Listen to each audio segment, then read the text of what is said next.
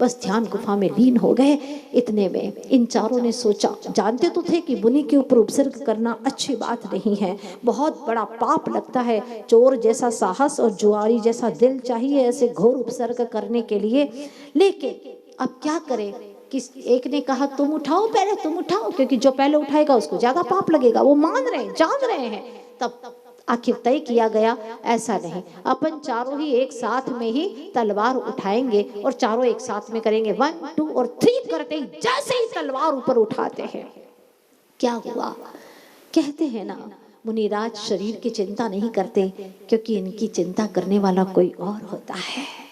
यूं तो क्या क्या नजर नहीं आता, उनका दामन नजर नहीं आता, झोलियां सबकी भर जाती हैं मगर देने वाला नजर नहीं आता। इंद्रों का आसन कंपायमान हो जाता है, और जैसे आसन कंपायमान हुआ अवधि ज्ञान से जाना, और उसी क्षण वहां पर देवता गण आ जाते हैं, चारों को कीलित कर देते हैं। सवेरा हो गया, सारे लोग दर्शनार्थी आए, देखा, ओहो ये राजा के मंत्री, राजा वर्मा के मंत्री देखो कैसे पापी, नंगी तलवार लिए महाराज को मारने आए। ये तो कोई चमत्कार हुआ है कि इनके हाथ नहीं हिल रहे, आंखें ऐसी की ऐसी थम गई हैं इनकी, और पूरे नगर के अंदर चर्चा का विषय हो गया। हवाओं की भांति बातें फैल गई। राजा आया, देखा, और राजा ने देख करके कहा, हा हा धिक्कार है, ऐसे महापापियों को मैंने यहाँ पर मंत्री के पद पे रखा था, उसको आज इन चारों को फांसी की सजा दी जाएगी। इतने में ही मुनिराज ध्यान मुद्रा छोड़ देते हैं और करुणा के सागर कहते हैं, नहीं नहीं, इन्हें फांसी की सजा मत दो, इनका कोई दोष नहीं है, दोष तो मेरे ही कर्मों का है। वाह धन्य मुनिराज दिगंबर गुरु, आपकी ऐसी समता, अनंतो बार प्रणाम है आपको, अनंतो बार प्रणाम है। ऐसे हमारे गुरुवर आचार्य श्री विद्यासागर जी महाराज, उनके ऊपर घोर उपसर्ग करने की कोशिश की। जब वो इसरी गए थे, घोर उपसर्ग करने की कोशिश की। आचार्य भगवान वहां से विहार करके आए और जबलपुर में आए।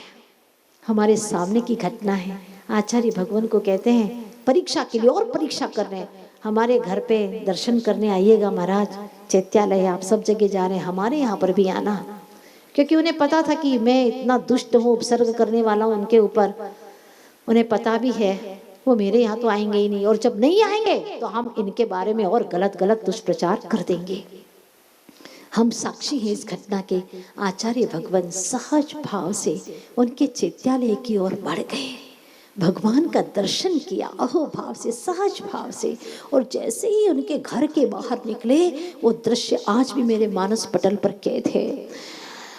सबके सब परिवार के लोग पूरे सो करके ऐसे रो रहे थे, ऐसे रो रहे थे आचार्य भगवान के चरणों में, भगवान आप हमें माफ कर दे, क्षमा कर दे, आप कितने करुणा के भंडार है, हम पापी हैं, पापी हैं, हमने घोर उपसर्ग किया, गुरुदेव हमें क्षमा करो, क्षमा करो। और गुरुदेव ने सबको मुस्कान भरी दृष्टि से आशीर्वाद दिया। इसके बाद में जब उन्होंने मंगलाचरण किया, वो मंगलाचरण की पंक्तियां मुझे आज भी याद है। ये काम है वीरों का, तलवार न तीरों का, ये काम नहीं आसान, ये काम है धीरों का, ये काम है वीरों का, तलवार न तीरों का। पूरा मंगलाचरण नहीं कर पाए थे, आंखों में आंसू की बौछारें हो रही थी कि ये कोई तलवार और तीर नहीं कर सकते। हे भगवान, आप जैसे महावीर के अवतार ही इस कार्य को कर सकते हैं, धन्य है। और मुनिराज की करुणा भी वहां पर आशीर्वाद देती है और कहते नहीं नहीं, इन्हें मत मारो, और वहां से मुनिराज चल देते हैं। लेकिन राजा ने उन्हें सजा दी, इन चारों का मुंह काला किया, गधे पर बिठाया और कह दिया इस नगर से बाहर हो जाओ, इसके बाद में कभी इस नगर में तुम मुंह नहीं दिखाओगे। और वहां से चलते चलते फिर वो कहाँ आए थे? राजा पद्म के दरबार में आए थे। अभी अपन फ्लैशबैक में चल रहे थे, है ना। अब वह राजा पद्म के दरबार में तब आए थे जब वहां से उनको निकाल दिया गया था। जैसे ही आज उन्होंने देखा हे मुनिराज को ये वो ही संघ है, तब पहचान गए। अब उन्होंने अपना षड्यंत्र करना शुरू कर दिया। राजा से कहा, हमने जो आपके पास में वर रखा है वो वर दीजिए। अब समय आ गया है, इतने महामुनीश्वरों का संग आया है अपने नगर के अंदर, तो हम चाहते हैं इनकी बहुत भक्ति से आराधना करें, राजा बनकर के इनकी भक्ति करें। ध्यान रखना, कपटी मनुष्य की मीठी वाणी और नारी के सौंदर्य से के आकर्षण से बचना बहुत कठिन होता है, क्योंकि कहते हैं ना कि अग्नि किसी का लिहाज नहीं रखती, किसी का लिहाज नहीं रखती। उसी प्रकार से कपटी जीव भी किसी का लिहाज नहीं रखते, पता नहीं कब क्या कर जाए। सावधान। बेचारा राजा पद्म क्या जाने इनके मन के भीतर की वह कपट की बातें। खुश होकर के 7 दिन का राज्य मांगा तो जलांजलि देकर के कृत संकल्प करके उनको राज्य सौंप दिया और स्वयं राजा पद्म अंतपुर में जाकर के बैठ गए। इधर घोर उपसर्ग करना शुरू हो गया। पहले ही दिन से गीले लकड़ियों का बाड़ा और उस पर कई मृत जीवों को डाला। भयंकर बदबू आ रही है, आग जल रही है, चारों तरफ से धू धू करके उसकी लपटें जल रही हैं, भयंकर बदबू आ रही है। और उधर से अकंपनाचार्य भगवान ने अपने 700 शिष्यों से कह दिया, घोर उपसर्ग है, अपने अपने ज्ञान गुफा में जाकर के बैठ जाओ। मंदिर में जाकर के प्रभु से प्रार्थना कर रहे, प्रभु हमारे जीवन का समूचा पुण्य ले लो, पर हमारे मुनीश्वरों का उपसर्ग दूर करो। अब राजा थे, कोई कुछ कर भी नहीं सकता था, राजा की जो आज्ञा है वही सब हो रहा था।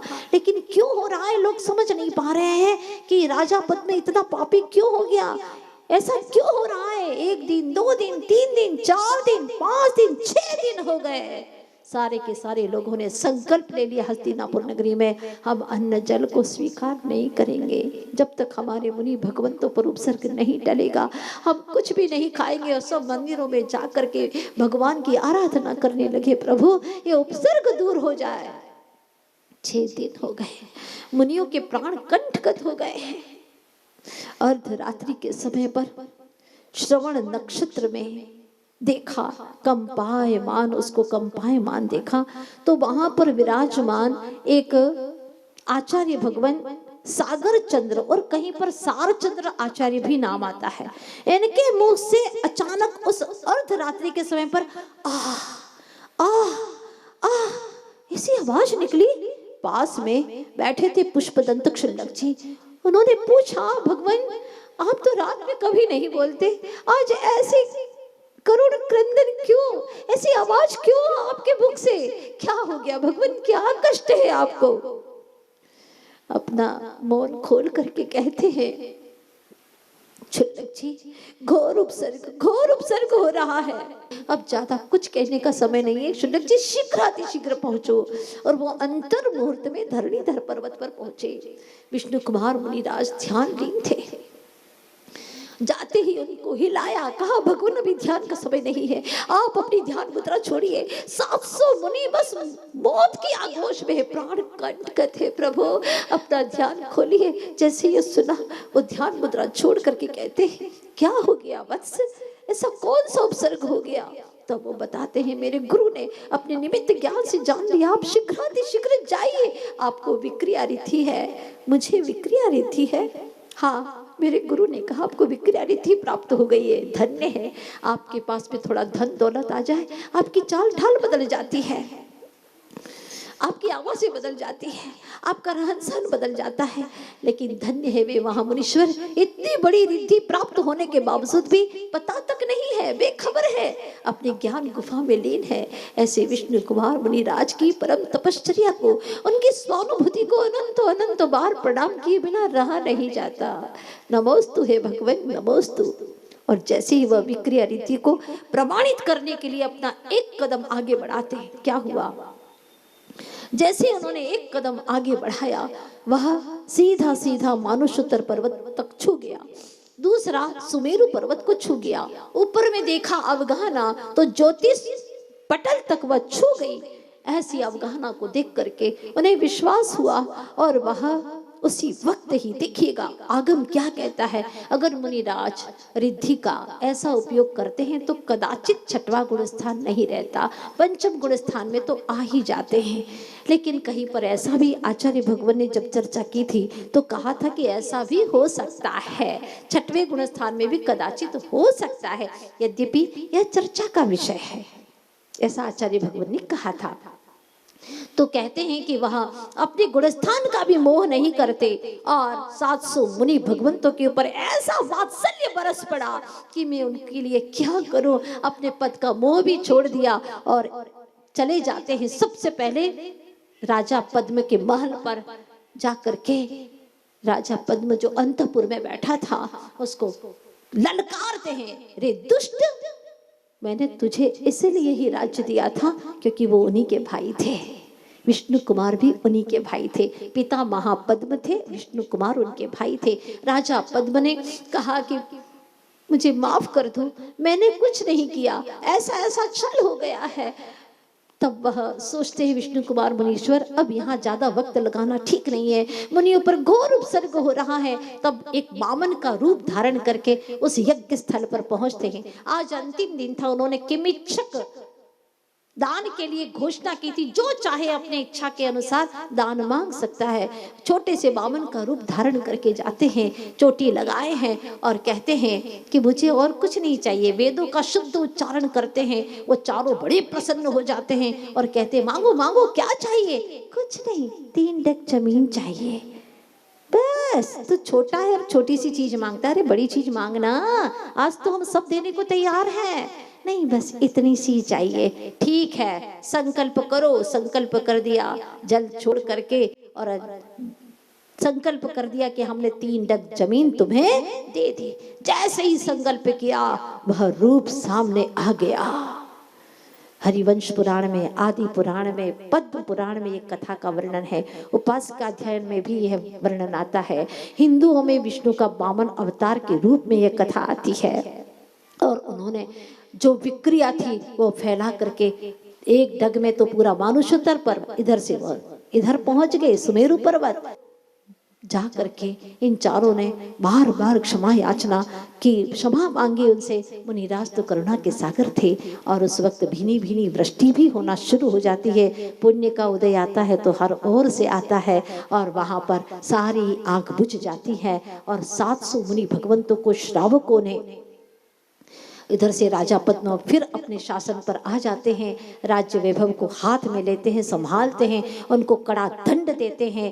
लेकिन अब दंड देने से क्या, मुनिराज जो थे उनकी तो शरीर की, उनकी स्थिति ऐसी झुलस सी गई थी, तो सभी श्रावकों ने बहुत सेवा की और आज ही के दिन सबका आहार चर्या का कार्यक्रम शुरू हुआ। 7 दिन होने के बाद में घर घर में चौके लगाए गए। इतने हस्तिनापुर में चौके लगे, लोगों ने श्रावकों को बुलाया, आपस में प्रेम भाव से वात्सल्य के साथ में। जहां पर मुनिराज का आहार हो गया था वहां तो ठीक है, नहीं हुआ तो श्रावकों को बुलाया, प्रेम भाव से भोजन कराया, वात्सल्य भोज कराया। एक दूसरे के हाथों में कलाई में वो धागा बांधा प्रेम का, वात्सल्य का, और कहा कि अब से हम धर्म की रक्षा के लिए ये तन जाए तो जाए, हम कभी भी धर्म को इस तरह से आहत नहीं होने देंगे। इसलिए हर बहन आज के दिन अपने भाई से यही मांगेगी और हर भाई को, अगर अपनी बहन को मानते हो तो बिल्कुल दृढ़ संकल्प करके जाना और पूरे इंदौर में ये बात को फैला देना